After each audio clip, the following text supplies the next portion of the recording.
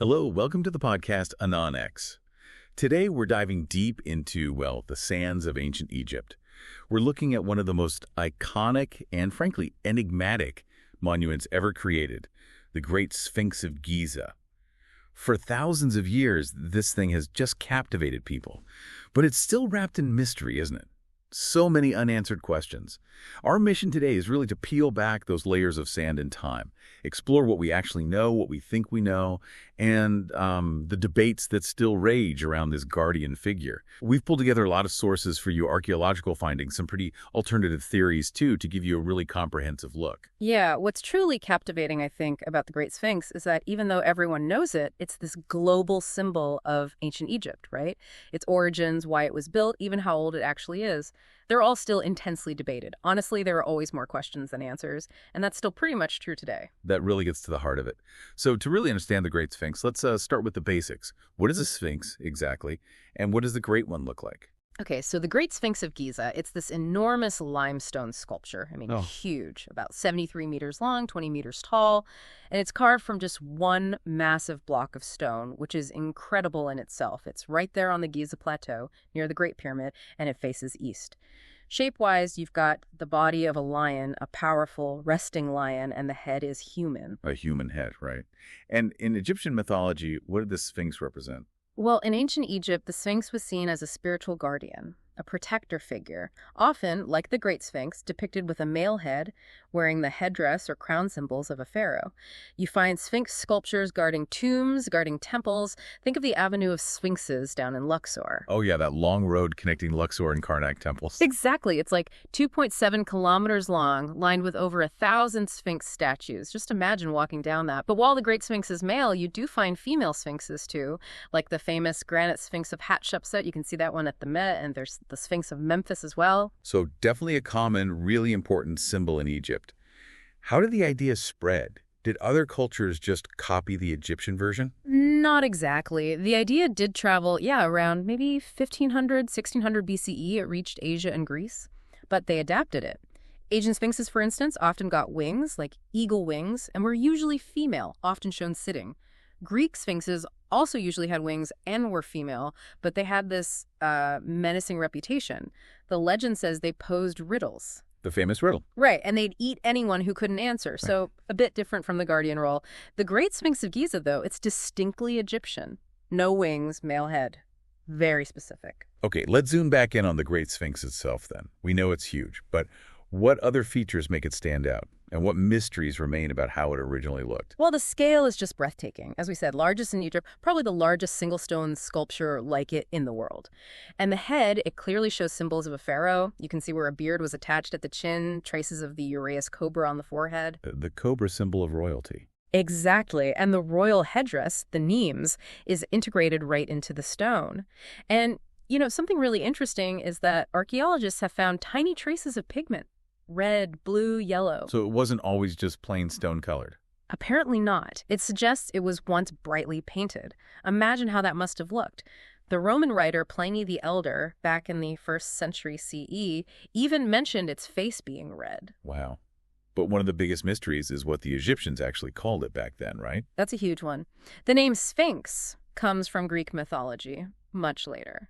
We have very few ancient Egyptian texts that even mention it directly. There's some speculation it might have been known as Hormeket, meaning Horus on the horizon, kind of linking it to the sun god Ra and the horizon. Horus on the horizon. That makes sense with it facing east. It does. But whatever its name, it seems like after the Old Kingdom, it got buried by sand for centuries, just sort of vanished beneath the desert.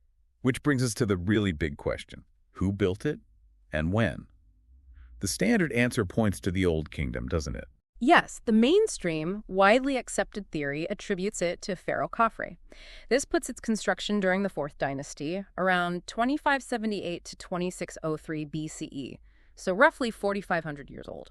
Archaeologists like Mark Lanner and Zahi Hawass, who've done extensive work at Giza, argue Khafre had it built as part of his whole pyramid complex. And the evidence for Khafre. Several points. The face of the Sphinx shows a strong resemblance to known statues of Khafre, especially one found in his valley temple nearby. Also, limestone blocks used to build the Sphinx temple right next to it match the stone quarried out from the ditch around the Sphinx's body. That suggests they were built at the same time. Plus, its alignment, how it lines up with Khafre's pyramid and causeway, and even astronomical events like the equinox sunrise, seems to fit this picture of a unified plan. Okay, that sounds pretty convincing. Lots of connected evidence there. But this is where it gets really interesting, because not everyone buys the Khafre theory, do they? Yeah. What are the alternative ideas? Exactly. This is where the debate heats up. Some art historians look at the face and say, no, that looks more like Khufu, Khafre's father. Or maybe even Djedefre, Khufu's other son. There's another theory linking it to Pharaoh Amenemhat II much later, based on the style of the striped headdress. But those are still within the dynastic timeline, more or less. Yeah. What about the really radical theories, the ones that push the date way back? Right, that's the most provocative challenge. It comes mainly from geology. Robert Schoch, a geologist from Boston University, looked at the erosion patterns on the Sphinx and the walls of the enclosure it sits in. He argues the deep vertical weathering isn't typical of wind and sand erosion, which is mostly horizontal. Instead, it looks like erosion caused by heavy rainfall over a long period. Rainfall in the Sahara. Exactly, which implies the Sphinx must have been carved when the climate there was much wetter. And that wasn't during Khafre's time, that was thousands of years earlier.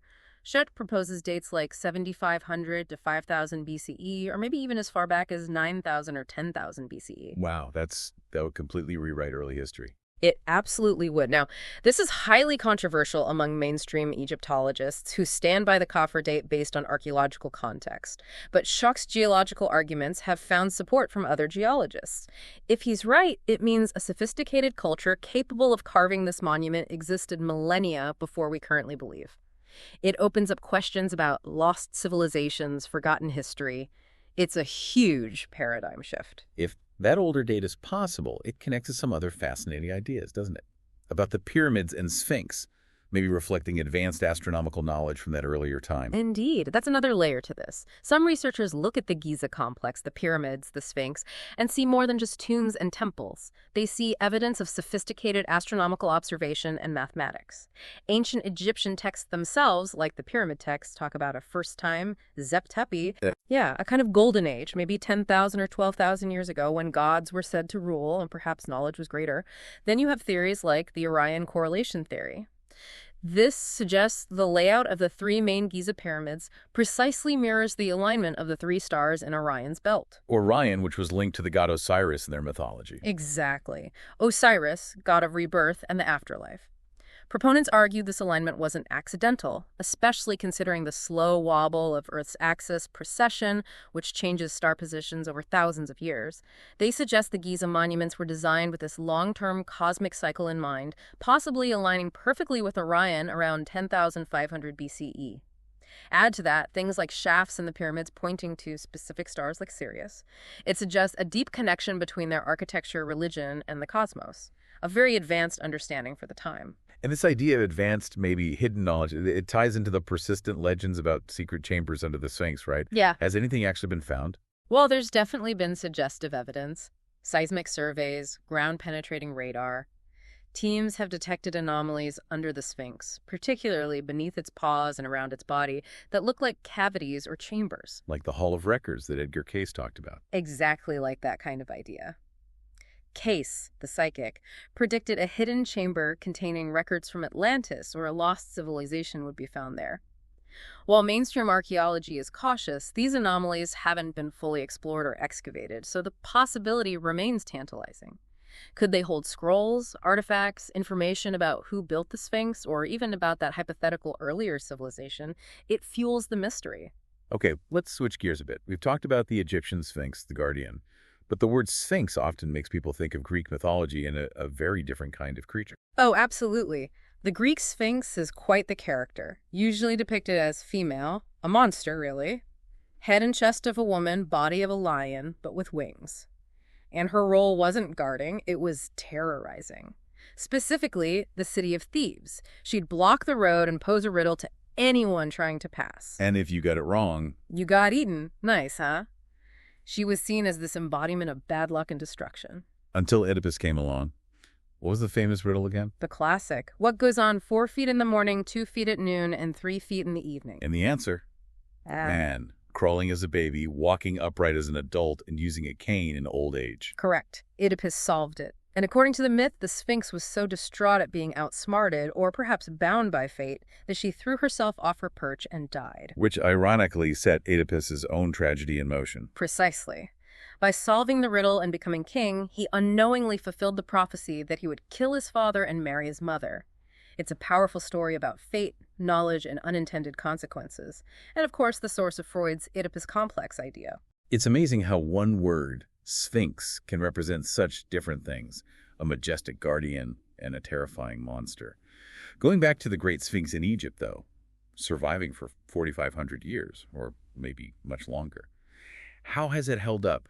It must have needed some help along the way. Oh, definitely. It's had a rough history with the elements. As we mentioned, it was buried in sand for long periods. There's the famous story recorded on the dream stele, that granite slab between its paws. It tells how Prince Thutmose, before he became Pharaoh Thutmose IV, fell asleep near the Sphinx around 1400 BCE. He dreamt the Sphinx spoke to him, identified itself as Harmaket, and promised him the throne if he'd just clear away all the sand engulfing it. And he did it. He did, and he became pharaoh. This kicked off renewed interest and restoration efforts during the New Kingdom, even a sort of Sphinx cult. What about damage? The missing nose is the most obvious thing. Did Napoleon's troops really use it for target practice? That's a common myth, but no. We have drawings and sketches from well before Napoleon arrived in Egypt in 1798, like from the 1730s, that clearly show the nose was already missing. So who did it? Historical accounts from the Arab historian al-Makrizi in the 15th century blame a Sufi Muslim cleric named Muhammad Saim al-Dar. Apparently, he vandalized it back in 1378 AD, reportedly outraged by local peasants making offerings to the Sphinx in hopes of a good harvest. He saw it as idolatry. Huh. So it was religious vandalism, not cannonballs. Seems that way. Parts of the royal cobra on its forehead and the ceremonial beard are also broken off. Some fragments of the beard ended up in the British Museum. And modern restoration. It's been an ongoing battle. Serious effort started in the 19th century after it began to be fully excavated again. Slim Hassan finally cleared all the sand away in the late 1930s. But the limestone is fragile. Weathering, wind erosion, rising groundwater, pollution from nearby Cairo, even vibrations from tourism.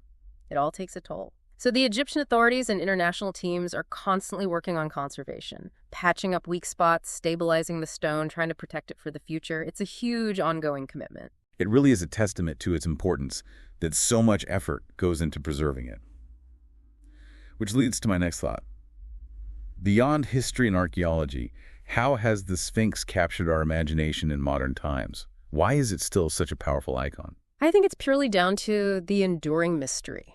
That enigmatic face, the unanswered questions about its age, its purpose, those potential hidden chambers, it just fires up the imagination. It's become this potent symbol in so many areas. You see it in Renaissance art, then movies, Indiana Jones, Stargate, the Mummy books, video games. It constantly represents ancient secrets, lost knowledge, maybe even alien connections in some fiction. So it taps into that desire to uncover hidden truths. Exactly. It represents the lure of the unknown, the power of the ancient past. It's why you see replicas built in places like Las Vegas or even China. It resonates globally. Its status as a UNESCO World Heritage Site really underscores its universal value. It's more than just a statue. It's a symbol of human history, endurance, and our ongoing quest to understand where we came from. So wrapping this all up, our deep dive has taken us on quite a journey, hasn't it?